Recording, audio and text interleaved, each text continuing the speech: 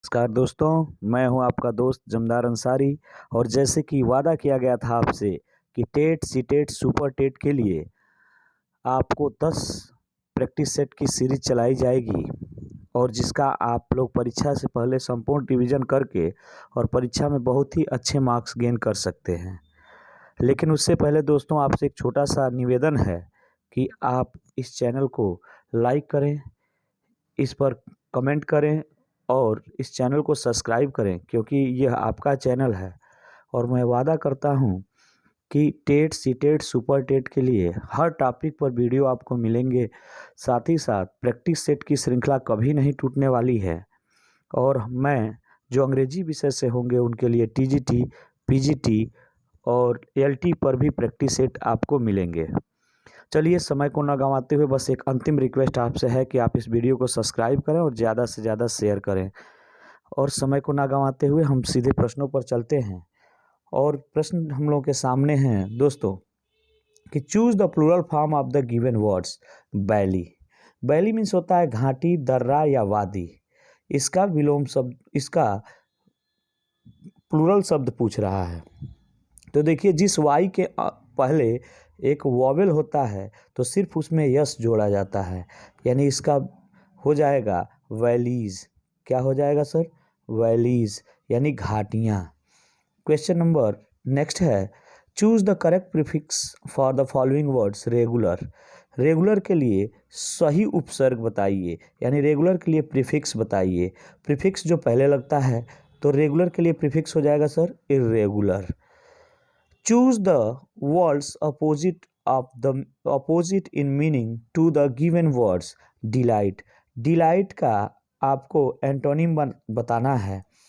तो देखिए, peaceful means शांतिपूर्वक, डिस्प्यूट मीन्स झगड़ा, और डिसप्लीजर यहाँ हो जाएगा डिसप्लीजर, क्योंकि डिलाइट मीन्स आनंद, खुशी या हर्ष होता है, और डिसप्लीजर मीन्स क्या हो जाएगा? उदासी या अप्रसन्नता। इसलिए option C displeasure. Choose the words similar in the meaning. यहाँ सिनोनिम्स पूछ रहा है। फेम का सिमिलर मीनिंग क्या होगा? The refined, reputation. जी बिल्कुल, रेपुटेशन होगा। और रेपुटेशन मीन्स होता है मान, मर्यादा, प्रतिष्ठा या यश। और फेम मीन्स होता है यश, श्री, प्रतिष्ठा और स्वीकृति। तो ध्यान रखिएगा दोस्तों। Sense the following sentence into active voice, यानी ये सेंटेंस पैसिव वॉइस में है। और पैसिव वॉइस में होने की एक पहचान देखी जाती है। सबसे पहले पैसिव वॉइस पहचानना हो तो सबसे पहले सब्जेक्ट देखते हैं, और जो सहायक क्रिया होती है उसके साथ मेल है या बेमेल है, ये जांच किया जाता है। यानी अगर हम बात करें तो देखेंगे कि the lawyer are interested in this case, एक इज एम आर आया है, यानी आर आया है और इज एम आर के साथ क्रिया सदैव आईएनजी फॉर्म में होती है। लेकिन यहाँ पर क्रिया जो हमको मिली है इंटरेस्टेड, वो थर्ड फॉर्म में है। और इज एम आर के बाद जो क्रिया थर्ड फॉर्म में होती है तो सेंटेंस जो हमारा होता है वो पैसिव वॉइस में होता है। तो इसका एक्टिव वॉइस ढूंढना है तो इज एम आर और वर्ब का थर्ड फॉर्म प्रेजेंट इंडेफिनिट में होता है। तो प्रेजेंट इंडेफिनिट का हम लोग ढूंढेंगे क्या होता है। तो यहाँ देखिए, ये पहला ऑप्शन तो कट गया। क्यों कट गया? क्योंकि केस के बाद आर है। सेकेंड वॉसला भी कट गया क्योंकि वाज है। अब यहाँ थर्ड में देखिए, the case interest the lawyers, the case interested the lawyer. यहाँ अगर हमको प्रेजेंट ढूंढना है तो सी वाला ऑप्शन सही हो जाएगा, the case interest the lawyer. क्यों? क्योंकि इंटरेस्टेड पास्ट हो जाएगा, हमको बनाना है प्रेजेंट के इंडेफिनिट का पैसिव वॉइस। नेक्स्ट जो क्वेश्चन है दोस्तों पैसेज है, और आप जानते ही हैं कि पैसेज से 2-3 क्वेश्चन हर बार बनने ही बनने हैं। पैसेज को थोड़ा सा पढ़ते हैं। कह रहा है मोस्ट ऑफ अस, कह रहा है कि most of us little attention of courtesies, how often do we say please when we want to something, or thank you when we get it. Please and thank you are the necessities of ordinary conversation which we prefer ignore. Courtesies are not only a matter of good breeding but also a matter of good manners. देखिए दोस्तों, इसको कायदे से समझा जाता है और इन्हीं प्रश्नों में उनका कहीं ना कहीं उत्तर छिपा होता है। कह रहा use please and thank you so. Please और थैंक यू क्या दर्शाने के लिए हुआ है, का प्रयोग क्या दर्शाने के लिए हुआ है। तो पहला देखिएगा, शब्द जो प्लीज है उसका प्रयोग हम कह सकते हैं कि गुड ब्रीडिंग एंड मैनर के लिए हुआ है, क्योंकि शब्द प्लीज़ एवं थैंक यू का प्रयोग अच्छे पालन पोषण यानी गुड ब्रीडिंग और अच्छे शिष्टाचार यानी गुड मैनर को दर्शाता है। इसलिए यहाँ good breeding and good manner he option सही होगा। नेक्स्ट पेज पर चलते हैं, थोड़ा सा इसको जूम कर लेंगे।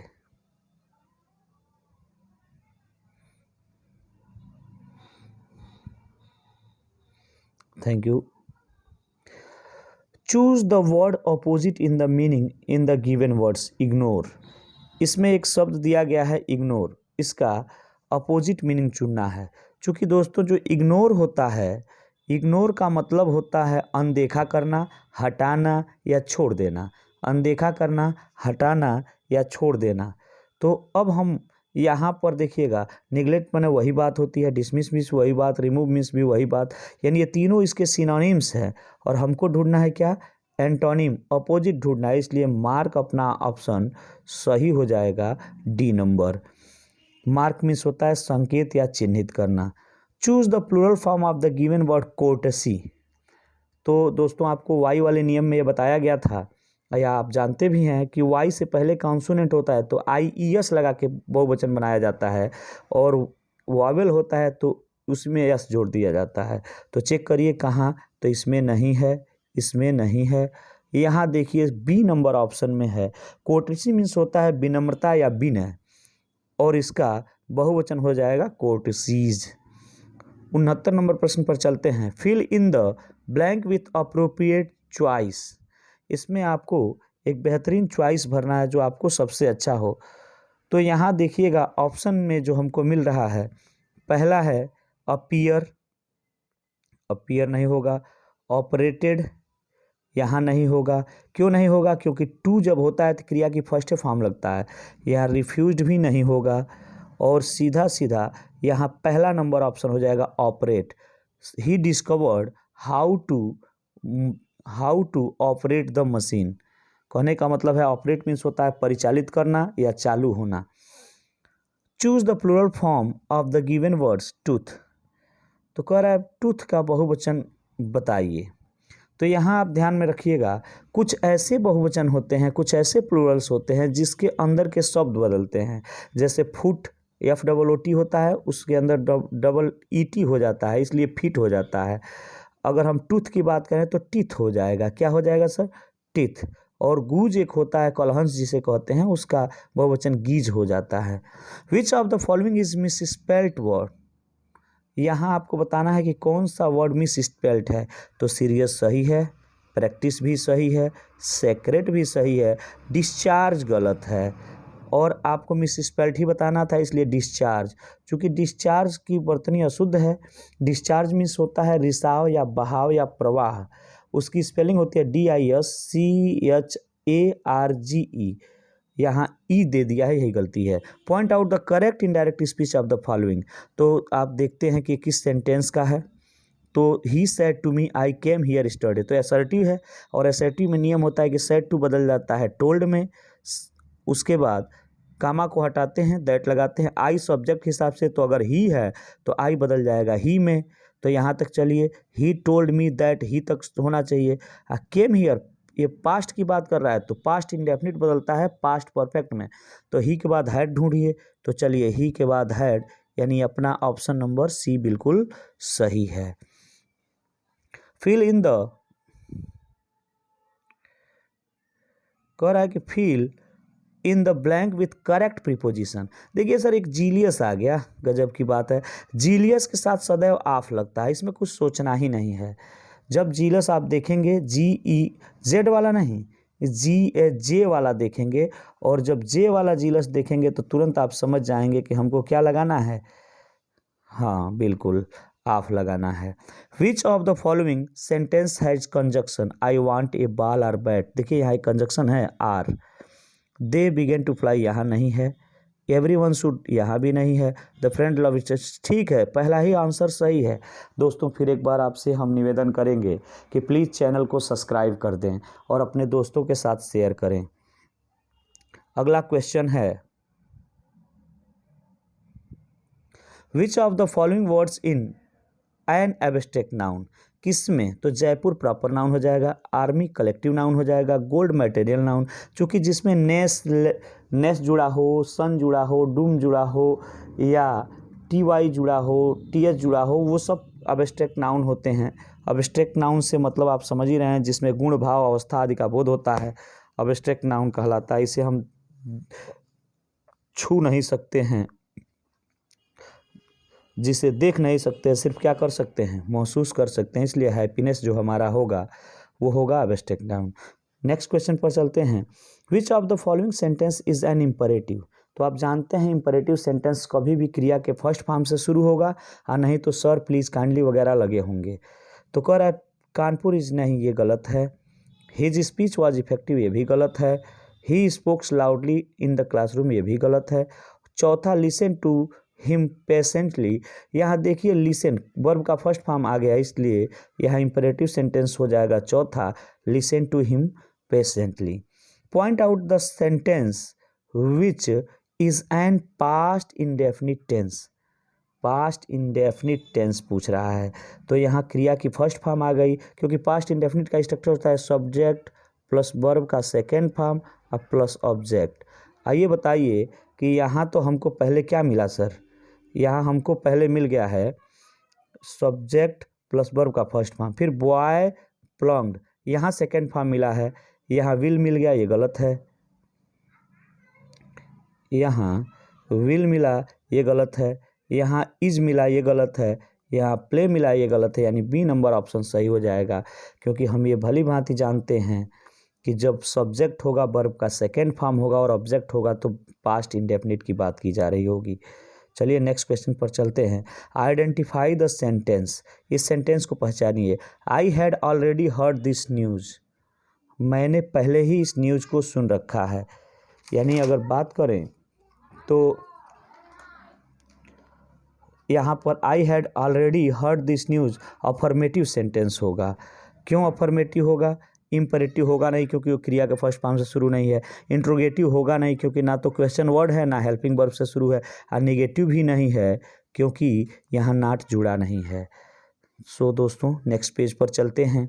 एक बार पुनः यही रिक्वेस्ट करते हुए कि चैनल को सब्सक्राइब कर दें और अपने दोस्तों के बीच शेयर करें, क्योंकि तभी संभव है कि इसका आनंद ज़्यादा से ज़्यादा दोस्त उठा सकें।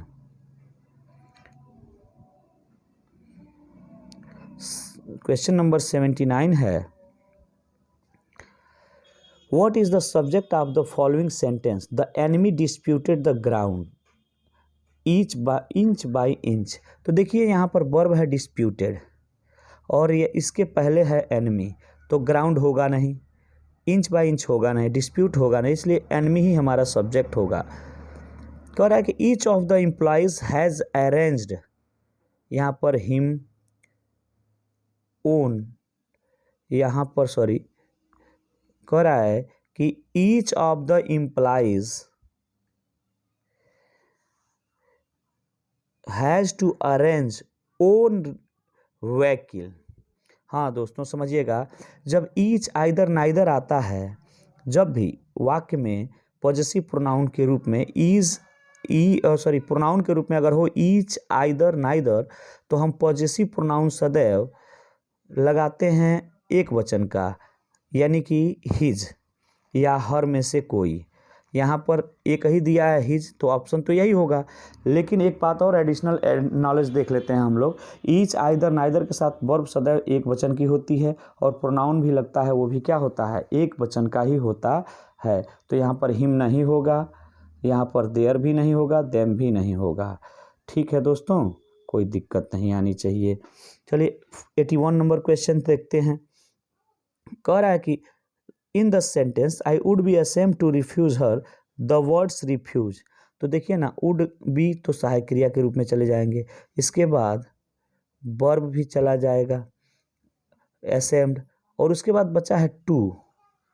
टू जो होता है यहाँ पर हम दो कंडीशंस बनते हैं, कंडीशंस दो बनते हैं। यहाँ पर ये कह हम सकते हैं कि इस कंडीशन में अगर ये डायरेक्टली पूछ दिया है तो वर्ब कह सकते हैं, और अगर इसे देखते हैं इन्फिनेटिव के रूप में, तो इन्फिनेटिव जो होता है टू प्लस वर्ब के फर्स्ट फॉर्म से बनता है, टू प्लस वर्ब के फर्स्ट फॉर्म से।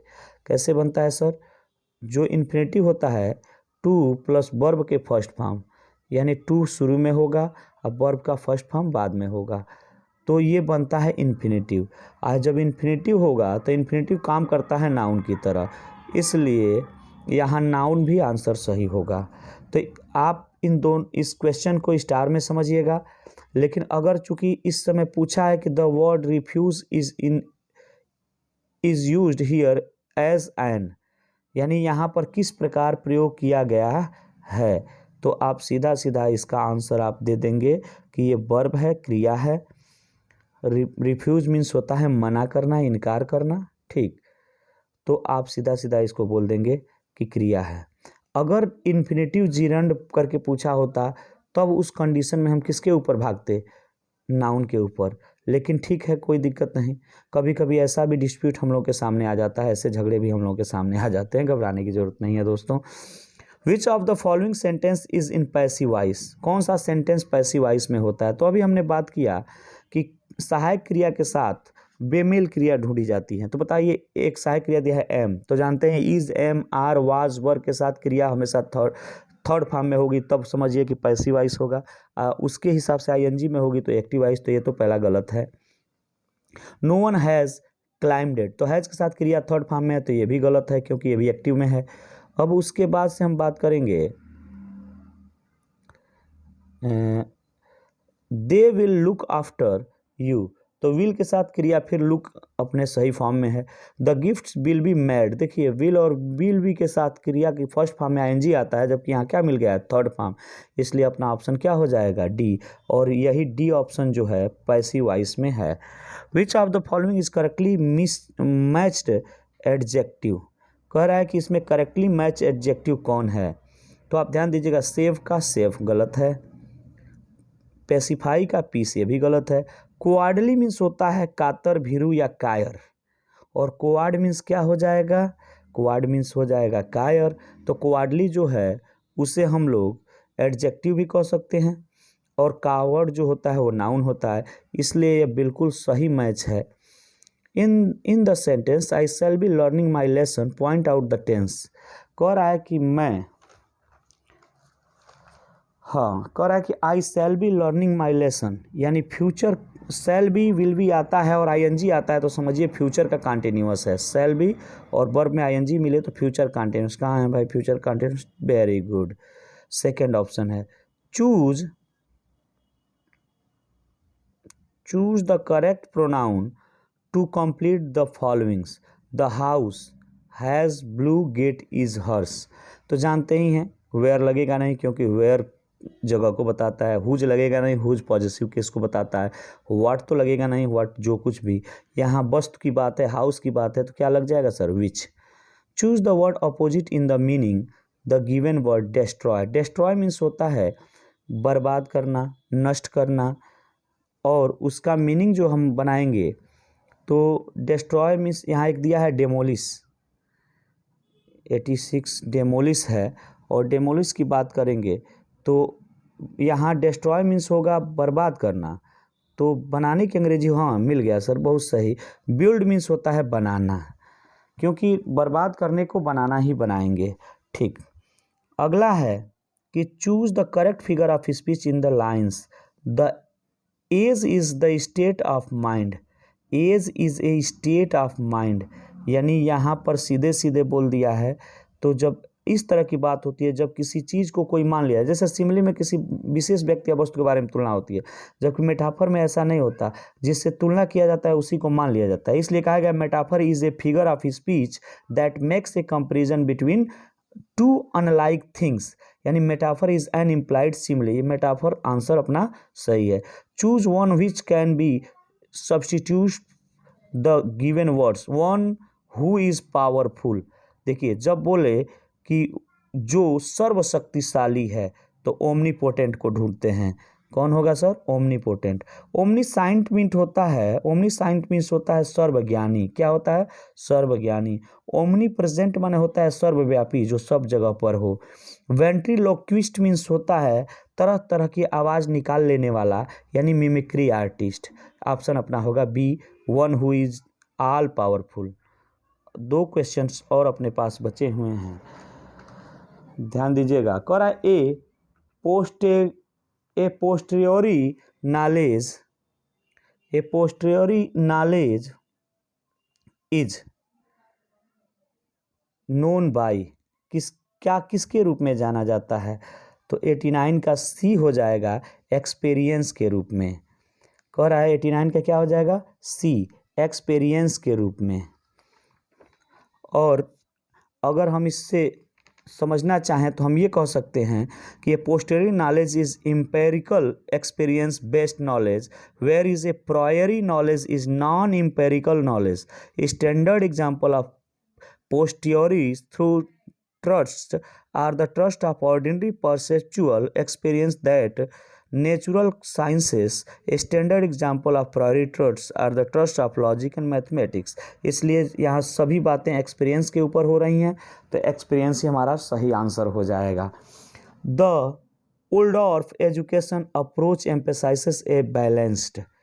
कह रहा है कि Waldorf एजुकेशन, तो यहाँ देखिएगा, Waldorf education is a world wide independent school movement developed in Europe nearly 100 years ago by an Austrian philosopher, the social reformer and the visionary Rudolf Steiner in the.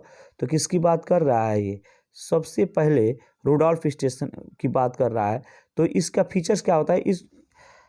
In the Waldorf education the learning process is essentially therefore engaging the head, heart and hands. 3H नाम सुने होंगे, HQ 3H। वो HQ क्या क्या होता है? एक head पहले होता है, फिर हार्ट होता है, और अंत में क्या आता है? हैंड्स। यानी यहाँ पर 3H में एक ही 3H दिया है, D। बहुत बहुत धन्यवाद दोस्तों। आप लोगों से एक बार पुनः निवेदन है कि आप इस चैनल को सब्सक्राइब कर लें, वीडियो को लाइक करें, शेयर करें, कमेंट करें, और कोई भी कमी हो तो उसे ज़रूर बताएं। मैं आप लोगों के लिए वीडियो लेके आता रहूँगा। तब तक के लिए बहुत बहुत धन्यवाद, और छठ महापर्व की आप सबको ढेरों सारी शुभकामनाएं। धन्यवाद।